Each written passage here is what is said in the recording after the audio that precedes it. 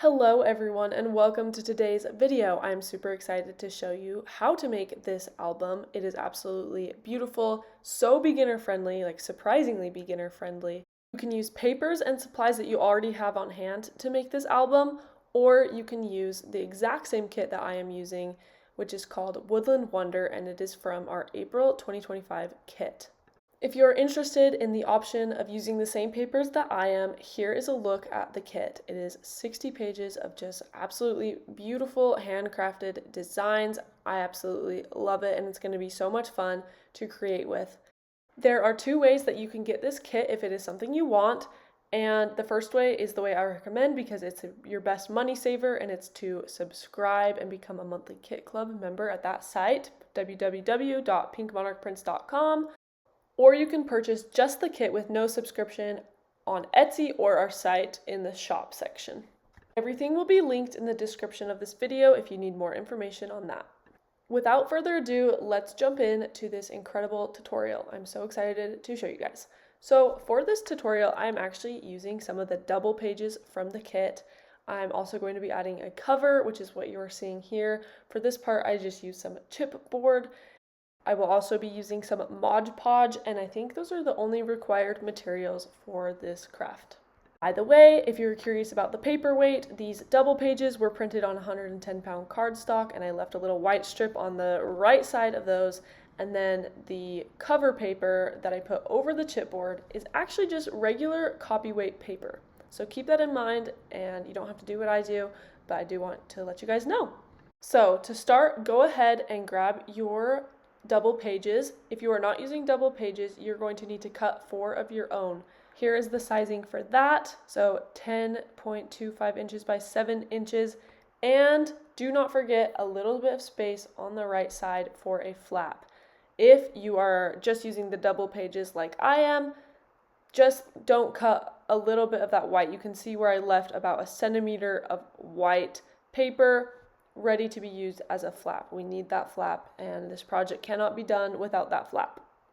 I have already prepped all of my papers, but I'm going to show you how to do it with one of them. So I'm going to set these papers aside and grab just one of my double pages. I call them double pages, so just so you know, that's what I'm referring to them as.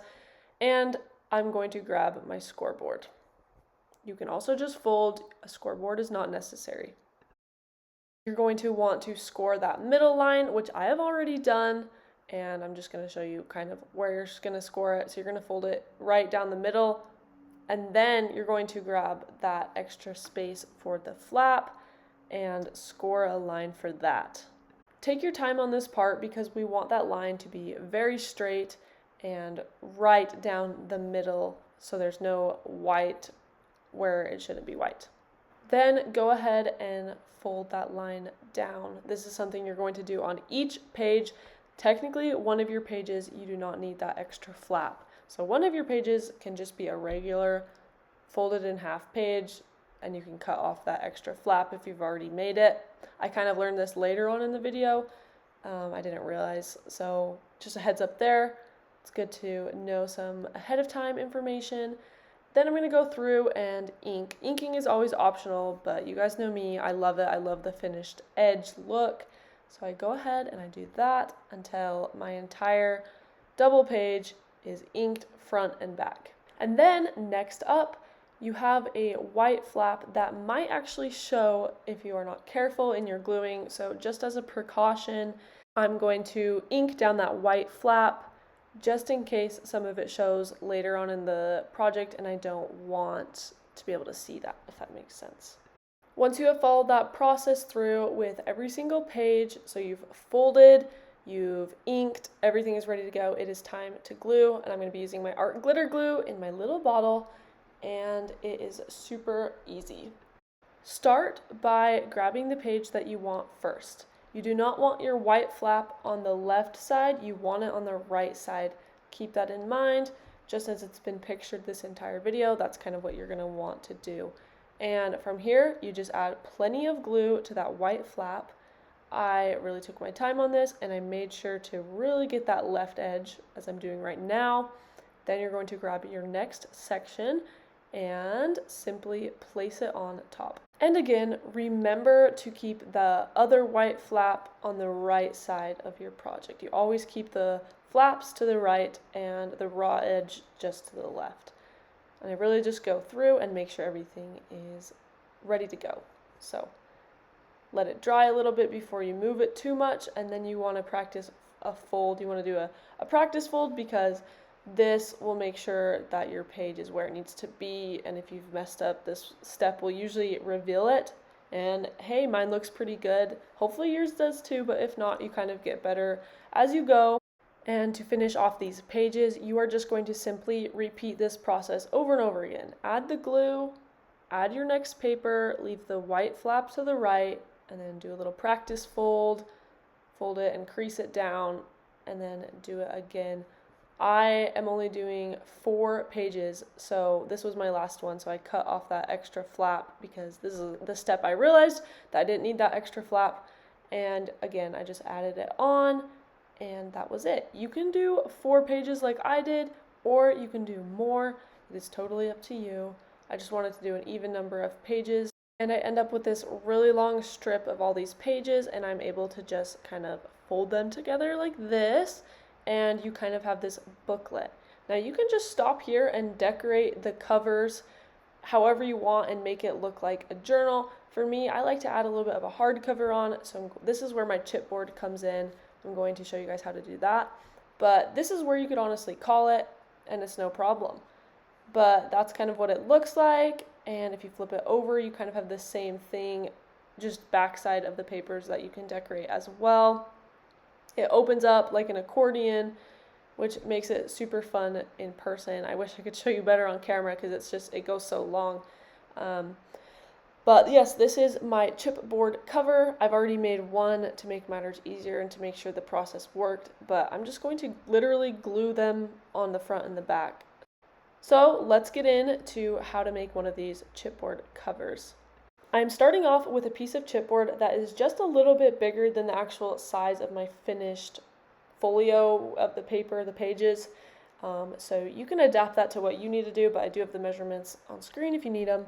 And then you're going to need a piece of paper that is just about, well, I'll give you the measurements here, but it is about 1 inch extra on each side. It does not need to be exact. You just don't want to do too little. It's better to do too much paper than too little. So I went with about 1 inch on each side of allowance. That's about 2.5 centimeters if you're curious.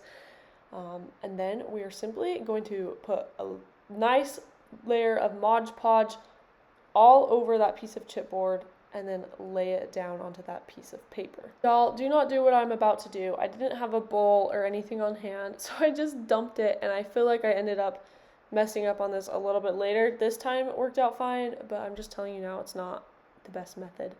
But I grabbed my brush and I just started to get it everywhere. You're gonna really want to focus on just getting those corners, because sometimes the corners get missed or you don't get the glue as heavy on the corners.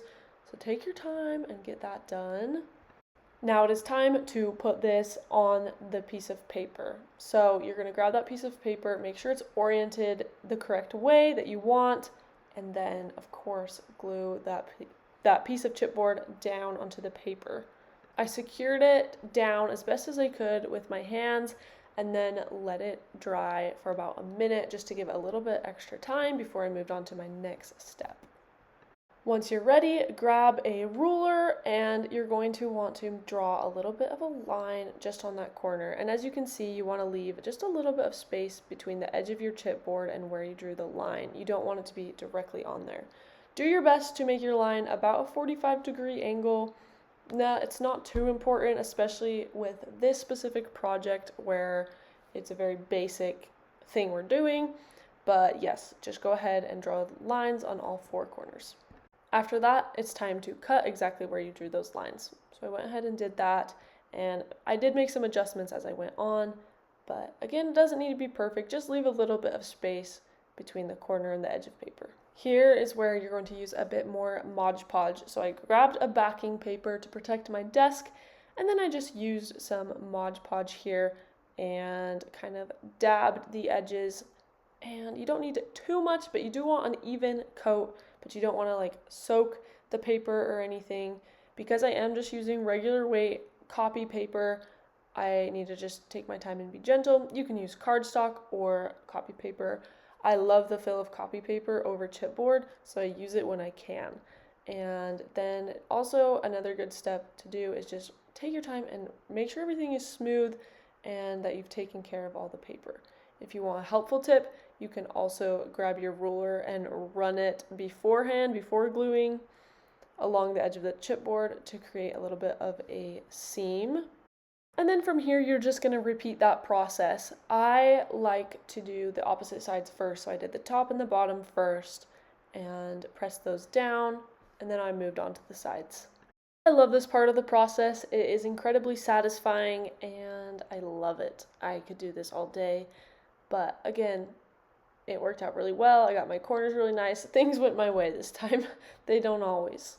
Another great tip is when I'm done, I like to grab a ruler or something flat and just run it along that edge to make sure the paper is flush with the cardboard, chipboard.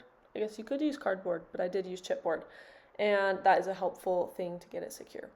You're going to want to let it just dry for a second and make sure that the edges are sticking, and then we can move on to our final step of creating our incredible album. Grab one cover at a time and grab your papers that you created into that album, and we're going to bring it all together. So as you can see, it's going to go like this. You want to determine the way you want it to open up. Here's how I want mine opening up. I want my first page to flip to the right, so just make sure that you're paying attention and you don't glue it away that you don't want to.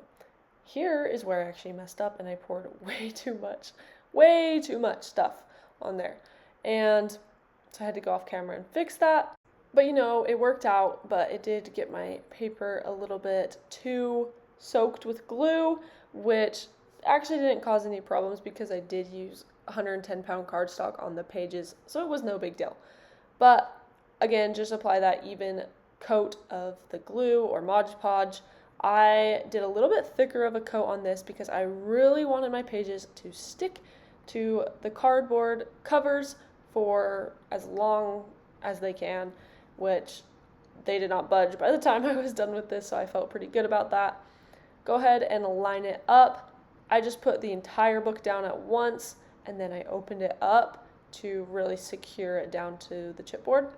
Then you're just going to repeat the process again with the back cover. So close your book, add the glue, and then place your cover on top. Quick tip for this part of the process is to simply worry about lining up that cover with your back cover. You don't need to really worry about where it's going on the page because you worried about that the first time. So as long as it lines up with that back cover, it works out pretty good. Make sure all your pages are secured to those chipboard covers and let it dry and you are done. Seriously, this is so much fun and I am excited because I'm going to be able to add some junk journal projects into these pages, and this album is awesome because it can expand with size. So if you put an envelope in there, then it's okay and you can make that work. I don't know why, but nothing bothers me more than when a journal gets really big, like you put a lot of stuff in it and it just doesn't look good. So I think with this one, it's going to look fantastic. I don't know if that bothers anybody else. It probably doesn't. It's probably just me. But I know this is going to be so cute. I'm so excited. So make sure that you are joining us for the rest of our videos. We have some really fun ones coming out using the March kit, but most of the ideas are actually just ideas that you can do with any supplies you already have. Thanks so much for watching, and we will see you in our next video. Bye.